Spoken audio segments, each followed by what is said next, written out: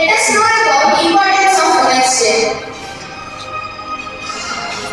It is a day when women are recognized for their achievements with a record contributions, whether national, ethnic, linguistic, cultural, economic or political.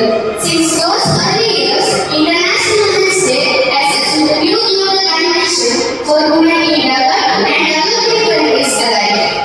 International Women's Day is a time to reflect on progress made to call for a change and to celebrate act of courage and determination by ordinary women who have played an extraordinary role in the history of their countries and communities. The world has made unprecedented advances, but no country has achieved gender equality. Globally, legal institutions have kept 2.7 million women from accessing the same choice of jobs as men, and less than 25% of parliamentarians were women as of 2019. 1 in 3 women experiencing gender-based violence still.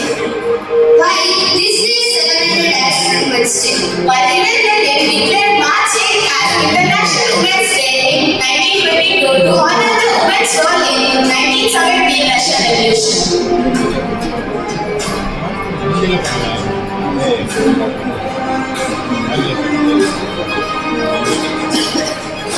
There are many stories